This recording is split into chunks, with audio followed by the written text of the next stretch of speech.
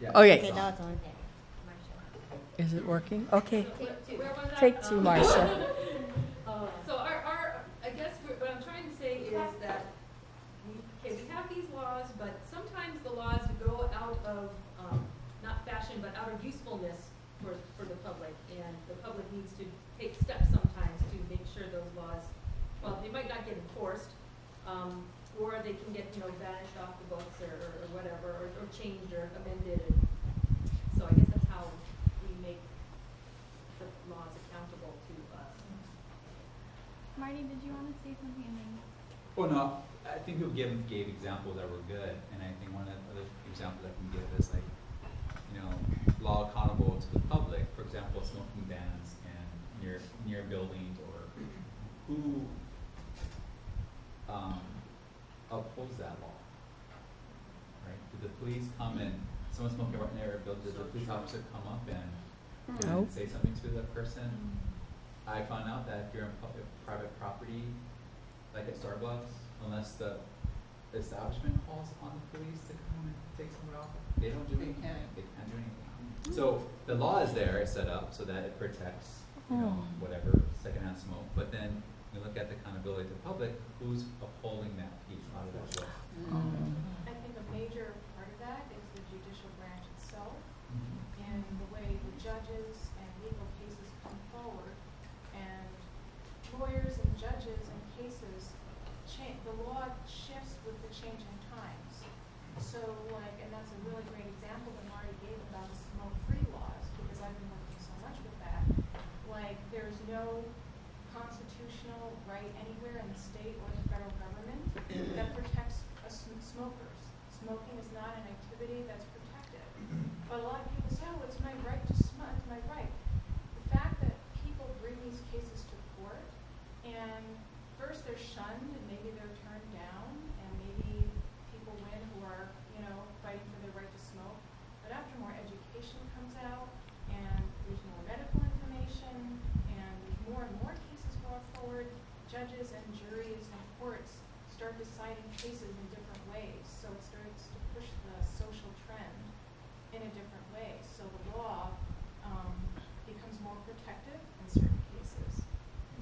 So I think courts have a lot to do with changing laws. They do, because I'm not changing laws. Sorry, not changing laws, but changing the social perception of what is allowed and not what's not allowed. Well, we go back to interpretation, because judges decide cases on precedent. Yes. So regardless of what the law says, a judge researches case law and sees how other similar cases were decided and bases his decision on that. So, to me, laws are imperfect because people are imperfect. So they constantly need to be changed. People aren't perfect. And if you come across a law that is not working, or that is obsolete, or that should be changed, well then that's where we come in. We tell our legislators, or we get involved in the process. I tell my kids this all the time. If you don't like that, then you need to get involved in the process and make a change. Good point. They haven't done it yet, but I'm still fighting. That's part of advocacy. So then it kind of seems like we're saying what makes a law accountable. Are we trying to say that that word accountable can also be something about effectiveness to the public? Because with Rosie's example of the no plastic bag, there's just no plastic bags in Hilo, so you just have deal to, with it, right? Yeah, you're just gonna have to fall in line. And I did. No warning out on the No door. plastic bags. My daughter's school just sent something to all the parents to make sure the school requested from the city for a crosswalk to be put into, there's two main entrances to her school, and the lower campus entrance there's no crosswalk right there to the entrance. You have to walk kind of far down either end of the street. But they requested it, and the city said, we'll do something by the end of 2015. But in the meantime, if there's jaywalkers, because who's going to let their little 5-year-old go to kindergarten across the street on a kind of busy road in Kabuki? It's $130. So you bet all these parents are falling in line, and they're going to go to the actual crosswalk, right? So if that's what we're saying about how does a law, what makes a law accountable to the public, then I think a lot of times it's the consequence, right? We want to avoid the consequence of breaking that law. So maybe be the consequences of whatever was written into the law. And then I didn't quite get the feeling that you were done. Did you have anything you wanted to add to your statement, or did you get to say everything? Me? Yeah. I think it was mostly done. Oh. I think what Karen said about the precedent I think I was trying to relate the word, but what does accountable mean? Once we have a law, I think, you know, the more it's used, the more it gets to be, part of the traction of what society expects. So like she was saying, there's precedent, you know, someone say, oh, well, they did it in that state, we can do it here. So it stays accountable, it's accountable to people by what's decided before. So I have a quick question, not to interrupt, but there's a law that says, you know, when you're riding your bike, the kids should be wearing helmets, and I think, I don't know if it's 18 and under or 16 and under. Do you know how many elementary kids ride to school daily without a helmet? When we asked the police, well, are you gonna tag them all? They said, no, we don't have enough police force. I said, so why is there a law? And even when you ask the school, you know, well, aren't you guys gonna promote, you know, helmet safety? You know, that's the law. Well, not everyone can afford a helmet, then they shouldn't be riding a bike. Sorry. So that's what I'm wondering. So what makes the law accountable to the public? Yes, Jeremy? I was gonna follow on exactly what you were saying. It's a case of enforcement Yeah. and the lack of facilities to enforce these laws that we see on a daily basis. Right. Why are these, you know, the guys, you know, running the red light? Why is that not being enforced? Or not using their blinker. I just looked up the word accountable, and the secondary definition says explicable or understandable. So that would change kind of the interpretation of that question. What makes a law understandable? How does the public understand law? I mean, so that may be another way to look at that question. Yes. I just wanted to add along those lines, you know, when I watch the city council hearings, a lot of times the police brass are there.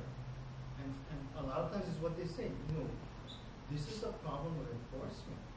And part of this testimony is towards that end.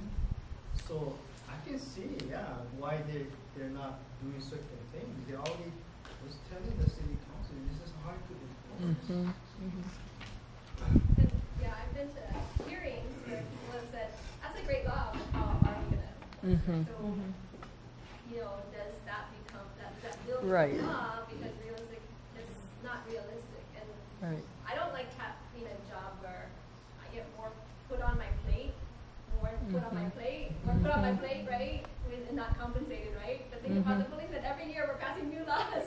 Right. And we're making them enforce more and more or different, but how realistic is it? And is it all of us too responsibility to help educate each other and help to enforce, you know, in a sense, remind us, hey, it's against the law, you know, you really gotta wear that helmet. You know, social enforcement too, because they have to prioritize. Otherwise, I mean, they'd be arresting all of us for going over the speed limit by 5 miles per hour or whatever, you know what I mean? I know, I do. Shame on you. Okay, so we're gonna move on to the last question because we're running out of time. What makes law the king of public policy?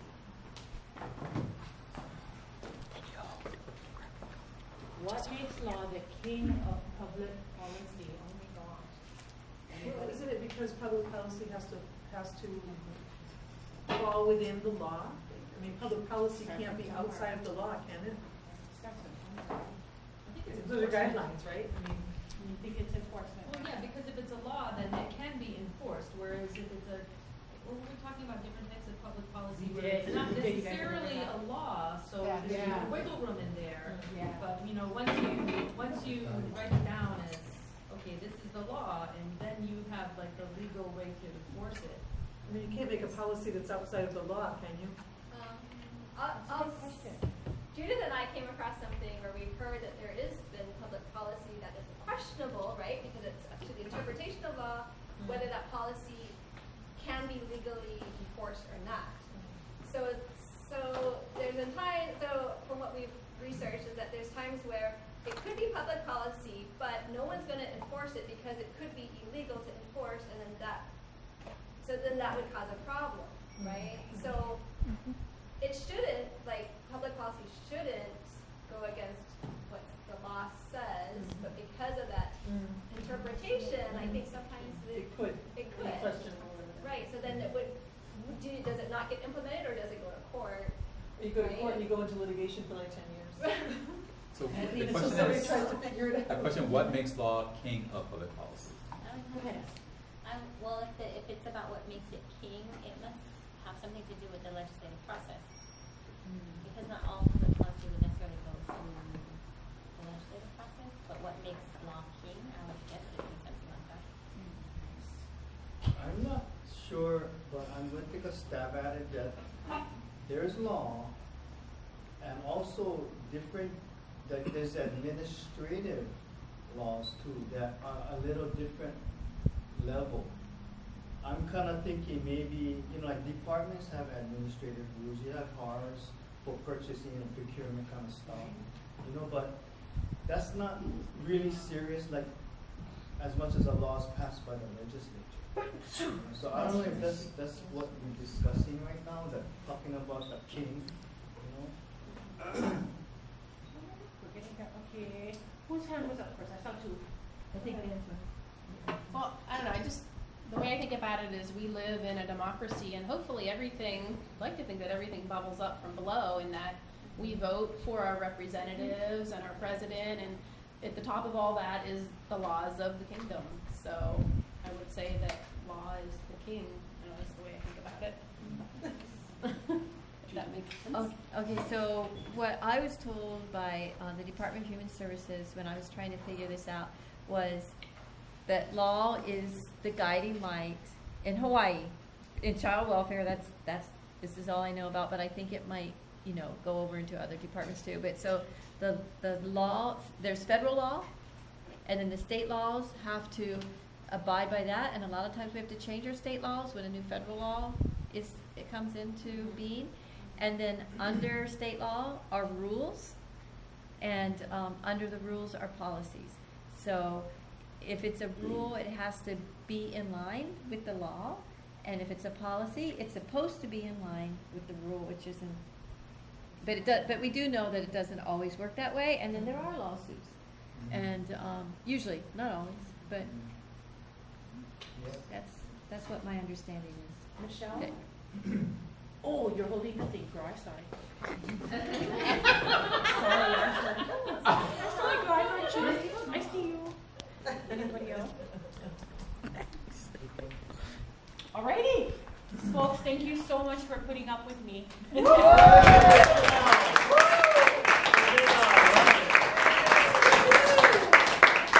Good job, ladies. Very good. Okay. So I am very excited about that conversation. That was very in detail, in-depth conversation. So do you all think you know more about the law than you originally thought before you walked into this session? To some aspects, clueless. So yeah. Some, yeah. I admire some of our classmates because they know what they're talking about. Okay. And I wish I could. Okay. Yes. Okay. So I think that's part of the feedback you're going to get is that sometimes you feel like, wow, I knew more about that than I thought I did. That's one thing. One is it just kind of validates how we've been feeling about it anyway. The third thing is I'm open to whatever. Right? But I think what was important is that king, right? Because why do you think we said this earlier? What makes law the king of public policy? Right? It's the final word. Okay. But like most monarchies, you can change the mindset of the king if you ask, right? So if you never come up and ask the king to change something, it's never going to change the law of the land, right? So, but what we do know, democracy, is we can change the minds of legislators. It might take some time to get there, but we can do it, right? So, I'm going to pause it a bit in the process, and I want to give back feedback to our two facilitators. How do you think they did? Give me some constructive feedback, not just they did good, but what made it seem good? They were awesome. No, not seem good. I mean, like, back up why you thought it was good, not just good. You can say why you think it was good.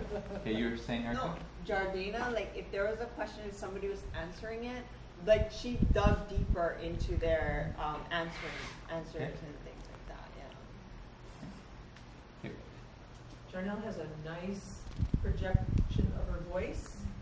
She has a good presence, and I like that she interjects some humor. It keeps everybody kind of involved. Okay, thank you. Question?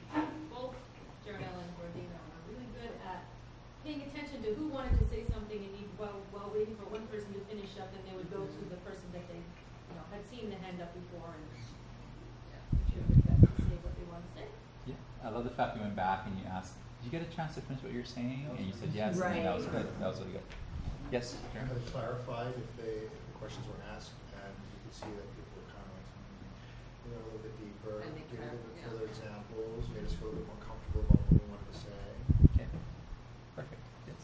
I also like that they were honest, that they didn't quite understand the question, that one question as well, and that they did some research though, that they showed that they kind of, that they did their homework, and but they were really honest about it, and they kind of left it up to what you guys think too. So I like that. I love that. That was really good. I was really impressed by them saying, we Googled it and.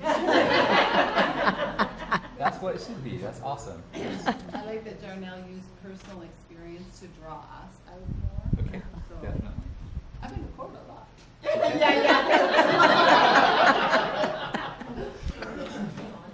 So willing to be vulnerable for the rest of us will join. Okay, nice. Any suggestions of what's one thing that they can do differently?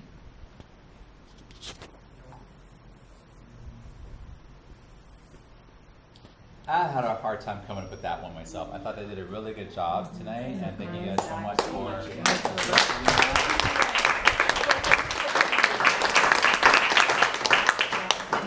Okay, we're gonna take a short little break. We're gonna give you 7 minutes. 7 whole minutes. 7 Wow. whole minutes. Ready, set, and cut. Can I turn it off? Turn off for a while, yeah.